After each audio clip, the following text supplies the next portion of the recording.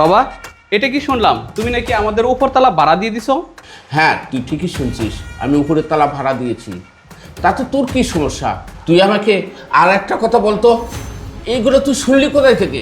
বাবা, তুমি কি মনে করো তুমি যদি আমাকে এগুলো না বলো তাহলে কি আমি এগুলো শুনতে পাবো না?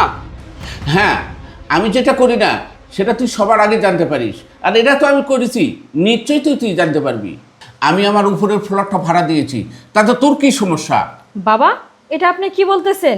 আমাদের এই বিল্ডিং এর 3টা ফ্লোর, একটা ফ্লোরে জনি থাকে, একটা ফ্লোরে আপনি থাকেন, আর একটা ফ্লোর হচ্ছে আমাদের। আর আমাদের ফ্লোরটা আপনি ভাড়া দিয়ে দিচ্ছেন, এখন আমরা কোথায় থাকবো? বৌমা শোনো, তোমরা কোথায় থাকবে, কোথায় যাবে, এটা দেখার বিষয় আমার নয়। আমার ছেলে বড় হয়েছে, এখন তুমি তাকে নিয়ে কোথায় থাকবে সেটা তোমাদের ব্যাপার। আর আমার ফ্ল্যাট আমি ভাড়া দিয়েছি, শেষ কথা। বাবা, তুমি এগুলো কি বলছো? আমি তো তোমার কথা কিছুই বুঝতেছি না। আমি তোমার বড় ছেলে, তাছাড়া আমি বিয়ে করছি, আমার বউ বাচ্চা আছে, আমি এখন ওদেরকে নিয়ে কই থাকবো? তুমি আমার ফ্লোরটাই ভাড়া দিয়ে দিলা। তুমি তো জনির ফ্লোরটা ভাড়া দিয়ে দিতে পারতা। জনি একলা মানুষ, বিয়ে করে নাই, তোমাদের এখানে রুম ফাঁকা আছে, ও এখানে থাকতে পারতো। ভাই, তুমি এটা কি কইলা? আমার ফ্লোরটা ভাড়া দিয়ে দিত মানে? আমি বিয়ে করি নাই, তাতে কি হয়েছে? আমি 4 দিন পরে বিয়ে করবো না? আর তুমি তোমার ঝামেলার ভিতরে আমার ঢুকাইতেছো কি লিগা? তোমার সমস্যা বাবার লগে, তুমি বাবার সাথে সংশোধন করো, এর ভিতরে আমার ঢুকাই আমার। হ্যাঁ জনি, তুই ঠিক কথাই বলছিস। আমার ঝামেলাটা বাবার সাথে মিটাইতে হবে। আচ্ছা বাবা, তুমি আমাকে একটা কথা বলো তো, তুমি আমার সাথে কেন এরকম করতেছো? আমি বিয়ে করছি, আমার বউ বাচ্চা আছে, সব কিছু আছে, আর তুমি আমাকে বাসা থেকে বের করে দিচ্ছ। এখন কি আমার বাসা রেখে অন্য মানুষের বাসায় ভাড়া থাকতে হবে আমাকে? এই শোন, তুই অন্য বাসায় ভাড়া থাকবি না রাস্তায় থাকবি সেটা আমার দেখার বিষয় নয়। তুই এখন বড় হয়েছিস, তুই কোথায় থাকবি তোর সিদ্ধান্ত তুই নে। বাবা, তুমি আমার সাথে এই ধরনের আচরণ কেন করতেছো? আমি তোমার ছেলে, আমি তোমার বড় ছেলে, আর তুমি আমার বাবা হয়ে এই ধরনের আচরণটা করতে পারলা? এই শোন, আমি বাবা হয়ে এখন যা করছি সেটা তোর গায়ে লেগে গেছে, কিন্তু তুই সন্তান হয়ে যখন বাবার সঙ্গে এরকম করিস তখন কি বাবার কষ্ট হয় না?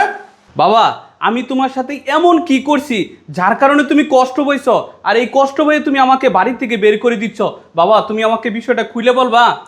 তাহলে শুনবে শফিক, তাহলে শোনো তুমি আমার সঙ্গে কি করছো।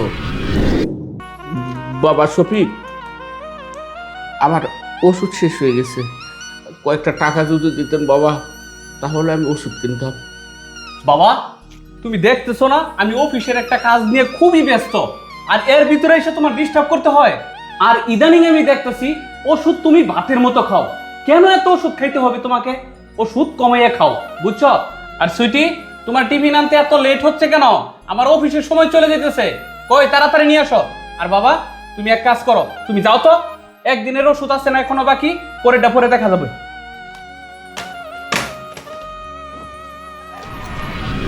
বৌমা, আমার বুকে ঠান্ডা লাগছে, আমি ঠান্ডা ভাত খাইতে পারতেছি না, তাই বলতেছিলাম আমার গোড়া দুয়ে রুটি বানায় দিবে বৌমা, আমি তাহলে খাতাম।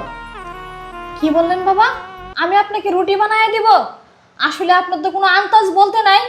এমনিতেই বাসায় কোনো কাজের লোক আসে নাই, আমি যা রান্না করছি তা গিয়ে খান, আমি কোনো রুটি বানায় দিতে পারবো না। জান বলছি। কি ব্যাপার, আপনি এখনো দাঁড়িয়ে আছেন? জান না কেন? জান বলছি। বৌমা, আমার পেটে অনেক ক্ষুধা লাগছে বৌমা, আমি ঠান্ডা ভাত খাইতে পারতেছি না, তাই বলতেছিলাম আমাকে না হলে একটা রুটি বানায় দাও বৌমা। শুনেন, আমি এই বাসার বউ, আমি কোনো কাজের লোক না যে আপনি যখন তখন আবদার করবেন আর যখন তখন আমি আপনাকে রুটি বানিয়ে দিব। এতই যদি মন চাই রুটি খাওয়ার, বাইরে গিয়ে কিনে খান। আর যদি টাকা না থাকে তাহলে বাসায় নিজে বানিয়ে খান, আমি পারবো না। জান, জান বলছি। সত্য সব। ভাবি, বাইকে অফিসে চলে গেছে। কেন, কি দরকার? ভাবি, আমার কলেজের ফিস দেওয়া বাকি ছিল তো, আজকে লাস্ট ডেট, এই জন্য আর কি। হেই, তোদের তো আসলে আক্কল জ্ঞান বলতে কোনো কিছু নেই।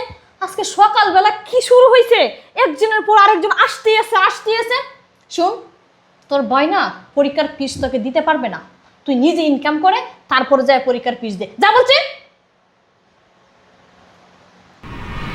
এবার শুনছো? হ্যাঁ বাবা, শুনছি। বাবা, তুমি তো জানো আমি কাজের প্রেসারে অনেক ঝামেলার ভিতরে থাকি, যার কারণে হয়তো তোমার সাথে আমি একটু খারাপ ব্যবহার করে ফেলছি। বাবা, আমি তো তোমার সন্তান, আর তুমি আমার বাবা হয়ে আমাকে এত বড় একটা শাস্তি দিবা? বাবা এই কাজটা করো না, আমার বউ পোলাপান নিয়ে আমি কোথায় যাব, কোথায় যেয়ে দাঁড়াবো? প্লিজ বাবা তুমি এই কাজটা আমার সাথে করো না। বাবা আমি আমার ভুলটা বুঝতে পারছি, আপনি আমাদেরকে এত বড় শাস্তি দিয়েন না, আপনি আমাদেরকে মাফ করে দেন বাবা।